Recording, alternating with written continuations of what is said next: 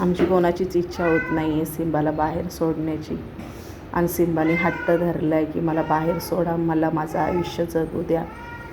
त्याने आता खाली पुन्हा बोका आणि मांजर बघितली आहे. त्याला त्या बोक्याबरोबर मांजरबरोबर भांडणं करायची आहेत. पाहिजे तसं त्याला आयुष्य जगायचं आहे. त्याला असं भटकायचं आहे, जशी भटकती कुत्री, डॉगी, मांजरी जी आहेत त्याला तसं राहायचं आहे. त्याला आता फॅमिली नको आहे. तो आता मोठा झाला आहे, त्याला पंख आली आहेत. त्याचं असं म्हणणं आहे, मला माझं उडू द्या, मला स्वतंत्र जगू द्या. तो रात्रंदिवस नुसता रडत राहतो, नुसता ओरडत असतोय. थांब, थोड्या वेळाने कॉल करते. 5ची ट्रेन होती त्याची. नुसता ओरडत असतो आणि मला आहे ना, खरं सांगते, मला खूप ना त्याच्या ओरडण्याचा म्हणजे त्रास नाही आहे. त्रास मला त्याच्या कोणत्याच गोष्टीचा नाही आहे. फक्त वाईट वाटते की मला असं वाटते की मी त्याला कैद करून ठेवले की काय, हे मला वाईट वाटते. पण मी त्याची काळजी करते आहे, त्याची केअर करते आहे. आमचं सगळ्यांचं प्रेम आहे त्याच्यावरती. तो जेव्हा आम्हाला भेटला होता ना सिम्बा, तेव्हा काहीतरी दोन महिन्याचा होता. त्याला मी 2 महिन्याचा असल्यापासून त्याला मी सांभाळते आणि तो खूप विचित्र अवस्थेमध्ये होता. आणि आता सिम्बा मोठा झाला आहे आणि सिम्बाला आता आम्ही नको आहे. मला भीती कशाची आणखीन एक वाटते, ती म्हणजे तो बाहेर जर असा गेला तर त्याचं खाणंपिण्याचं काय होईल. आणि दुसरी गोष्ट, डॉगी वगैरे चावू शकतात त्याला आणि त्याचं राहणं मुश्किल होईल बाहेर. कधी आताच्या ह्याच्यामध्ये आहे ना, लोक गाडी एवढी फास्ट चालवतात ना, प्राण्यांना म्हणतात ना, प्राण्यांचा जीव त्यांना काही महत्त्वाचाच नाही आहे लोकांना. माणसाचा जीव महत्त्वाचा वाटतो. माणसाचा ॲक्सिडेंट झालं की त्याच्यावरती केस केली जाते. पण प्राण्यांवरती गाडी चढवली, काय झालं तर त्यांच्यावरती केस नाही कोणी करत, कारण की त्यांना महत्त्व नाही आहे ना. पण मी तर म्हणते ना, खरंच प्राण्यांसाठी पण आहे ना काहीतरी आहे ना कानून निघाला पाहिजे. खरंच सांगते, कानून निघाला पाहिजे. आता मला वाटते 2-4 दिवसापूर्वी एक छोटं डॉगी होतं आणि म्हणजे एका कुत्रीचे 3 का 4 पिल्लं होती. त्या 3-4 कुत्र्यांवरती एका माणसाने एवढी फास्टमध्ये गाडी चालवली, त्या कुत्रीचे बाळ त्याच जागी मरण पावले. म्हणजे एवढा प्राण्यांचा जीव आहे ना, म्हणजे एकदम हे झालं आहे.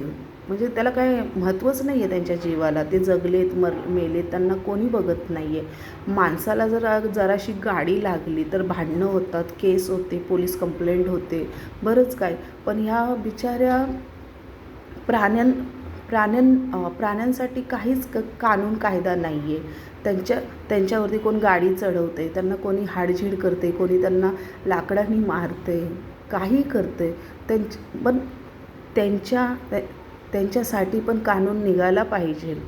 आणि मला सिम्बाची तीच भीती वाटते. सिम्बा इथं कधी भांडणं करायला लागला बोक्याबरोबर तर प्राण्यांचं कसं असतं, भांडायला लागले, मारामारी करायला लागले की त्यांच्या लक्षात येत नाही की आपण रोडवरती आहोत, समोरून गाडी येते, काय येते, त्यांना काही ठाऊक नसतं. ते मारामारीच्या ह्याच्यामध्ये गुंतलेले असतात.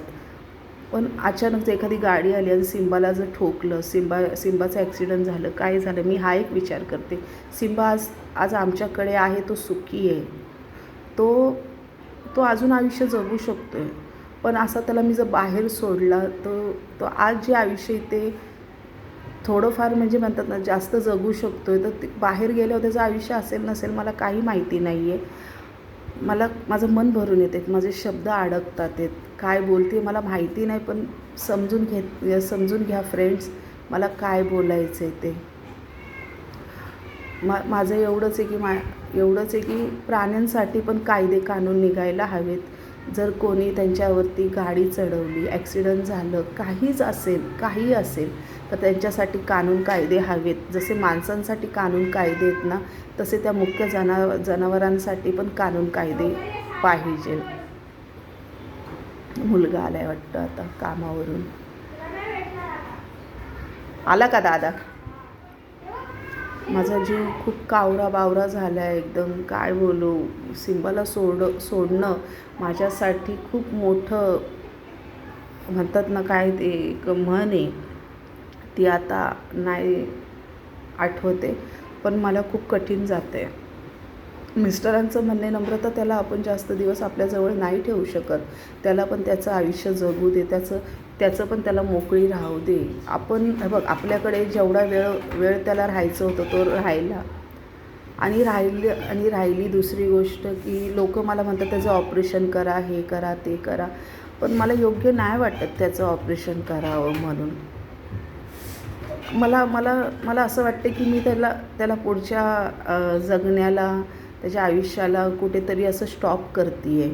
त्याची जी काय एन्जॉयमेंट असेल, जे काय असेल, म्हणून मला ते ऑपरेशन ओके नाही वाटत आहे, म्हणून मी त्याचं ऑपरेशन नाही करू शकत आहे. बाकी मला माहीत नाही मी बरोबर करते आहे का चुकीचं करते आहे. प्लीज जर काही चुकलं असेल, माझ्या बोलण्यातून एखादा वाकडा तिकडा शब्द आला असेल, चुकून कमी जास्त झालं असेल, तर प्लीज फ्रेंड मला समजून घ्या, समजून सांगा. पण आता सिम्बा घरात बसण्यासारखा नाही आहे. सिम्बा खूप हट्टी झाला आहे. रात्रंदिवस फार फार फार रडत राहतो, ओरडत राहतो. हे बघा, दरवाजाचा जरा आवाज आला की बघा लगेच पळतो. त्याला लगेच बाहेर जायचं असते, लगेच बाहेर जायचं असते त्याला.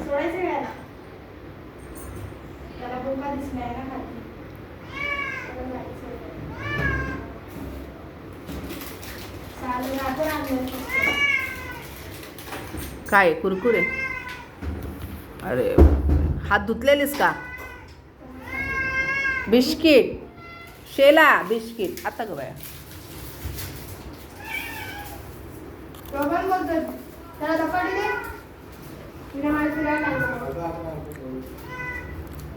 पण आता मला असं वाटतं निर्णय घ्यायची वेळ आली आहे.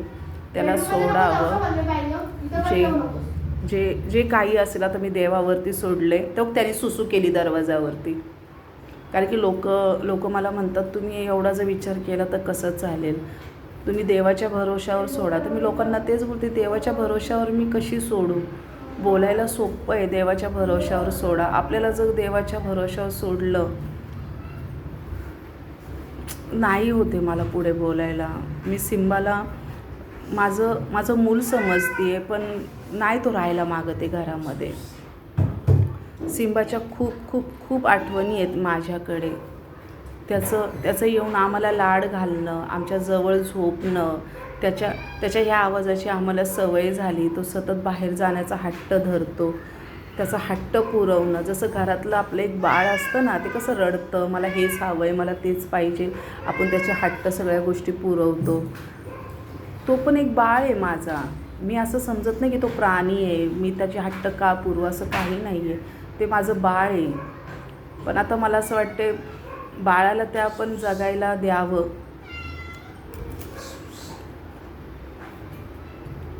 असो, लोक बोलतात काय नाही तो घरी येईल म्हणून. घरी आला तर ठीक आहे, नाही घरी आला तर काय करू? तो घरी यायला पाहिजे पुन्हा.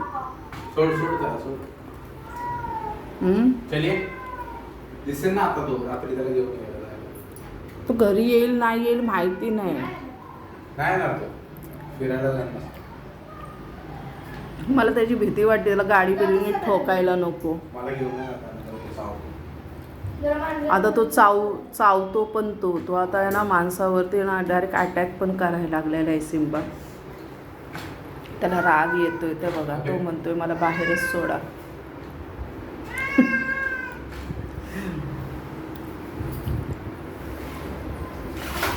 मी निर्णय बरोबर घेतलाय, चुकीचा घेतलाय, मला काही माहिती नाही आहे. फक्त मी हाच विचार करते की त्याला नको त्रास द्यायला. त्याचं आयुष्य आहे, त्याला जगण्यासाठी त्याला फ्री करते आहे. बाकी आता स्वामी बघतील.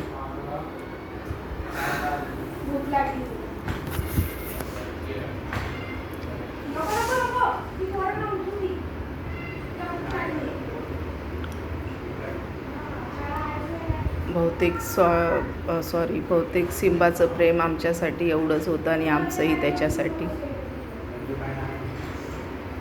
खूप गोड बाळ आहे हो, खूप गोड बाळ आहे माझं.